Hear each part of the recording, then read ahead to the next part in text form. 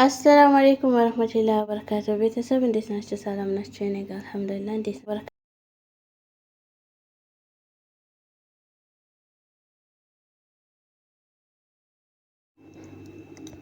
እና ሙድ ቤተሰቦች ክርስቲያን ወገኖች ሰላም ብያለሁ። ማሮች እንዴት ናችሁ? ደህና ናችሁ? እኔ ጋር አልሐምዱሊላህ ረብል ዓለሚን ሰላም ነኝ።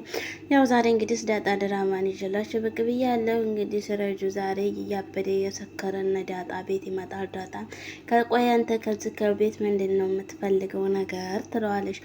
ነገር ግን እሱን ጓደኛ የታለ ይላታል። ከዛ እንዳትጠግኝና በቢላዋ ያስፈራ አንድ ነገር ምፈራህ መስሎ ከሆነ በጣም ተሳስተሃል። እኔ ማንንም የምፈራ ሴት አይደለሁም እያለሽ በጣም ትዝትበታለሽ ማለት ነው። ከዛም በኋላ እንዳጋጣሚ አቶ ናሁን ይመጣና ፍቅረኛዋ እንግዲህ ከዛ በኋላ እንዴት እንደዚህ ሄዱ ታቀጥል ብሎ በጣም እየተሯሯጡ ያበራ።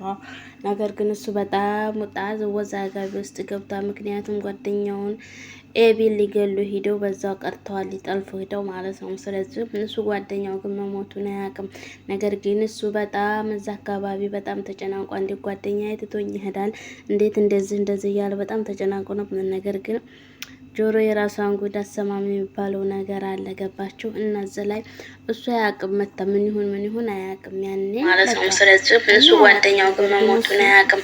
ነገር ግን እሱ በጣም እዛ አካባቢ በጣም ተጨናንቆ አስቀርተዋለች። ለዛ ነው። እናም ከዛ ዋሀየም እንግዲህ የኔ ንጹህ ማለት ነው ምን ሆኖ ነው እንደዚህ ምናምን አንተ ቤት ምን አለ ኤቢ ምን ሆነ ከቤት የማወጣ ምናምን ስጠይቃት ኤቢ እኮ አንዱን ሰውዬ ዝም ብላ መታችሁ እናስተኛችሁ ምናምን ይላል። በቃ ጓደኛ ያገለውታል በቃ ይልና ጦርነት ከፍቶ እንግዲህ ከዛ የሚያሯሩጠዋል አቶ ናታን።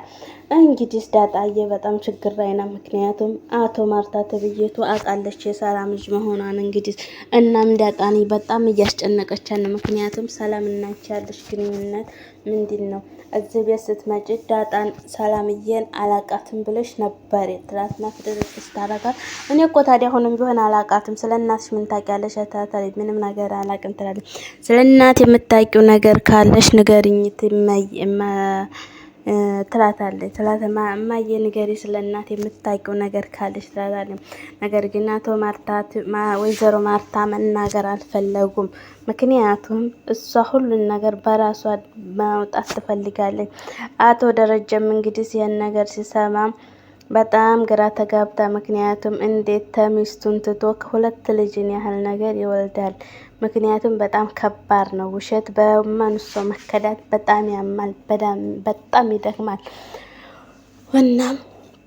እናም ውድ ቻናሌ ቤተሰቦች ላይክ እያደረጋችሁ እስከ መጨረሻው ታዳምጡ ማለት ነው። እሺ የኔ ፍቅሮች። ከዛም እንደዛ ይባላል።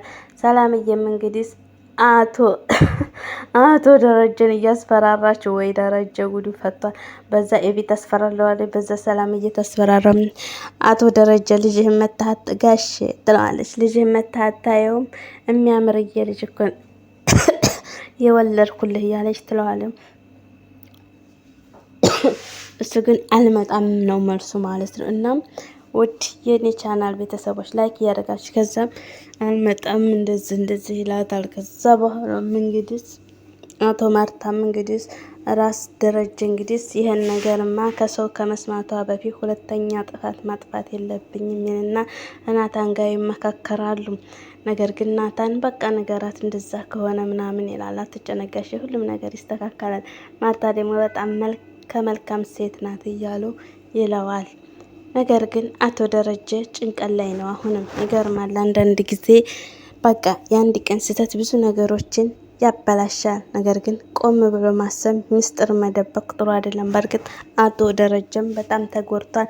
ምክንያቱም ለ17 ዓመት ያህል በቃ በጸጸት ውስጥ ነው። አንደኛ ልጅቱ እንደጣልኳት እያለ አሁን ደግሞ እንዴት መጣች እያለ በጣም ችግር ላይ ነው። ነገር ግን ዲኤንኤን ስላስመረመረቻት ኤቢ ብዙም እንትን አላለች። አብየ ልጅ ትሆናለች፣ ለደረጀ ልጅ ትሆናለች ብላ ምንም ነገር አላሰበችም ነበር። ጉድ እኮ ነው። አንዳንድ ጊዜ ህይወት ይገርማል ማለት ነው። እዚጋ ምን አለ ህይወት እንደ ፊልም ቀለል ብትል፣ እዚህ ፊልም ላይ ግን ከብዳለች ህይወት። እናም እንግዲህ ስማርታዬ እንደዛ እያለች ነው። ከዛ ምጥንና ውሀዬ እንግዲህ ግራ ተጋብተዋል። ኤቢም ታስራለች ቤት ውስጥ ምክንያቱም የህሊና እስረኛ ሆናለች። በዛ ላይ አባቷ ቤት ዘግቶባት ነው የሚለው። በዛ ላይ እሳሎን ስትሄድ የሞተው ሰውዬ አንቺ ነፍሰ ገዳይ እያለ ይዘትባታል። ታስታውሳለች። ስለዚህ ኤቢ አሁን የእጅሽን አግኝተሻል። ናታንና ዳጣ ደግሞ እንግዲህ ፍቅራችንን በዚሁ ችግር መካከልም ቢሆን ማጣጣም አለብን። ምክንያቱም ምንም ነገር የሚቀየር ነገር የለም። ስለዚህ የዚህ ቤት ጣጣ እያደር ይብሳል እንጂ እያደር አይቀንስም ይላታል።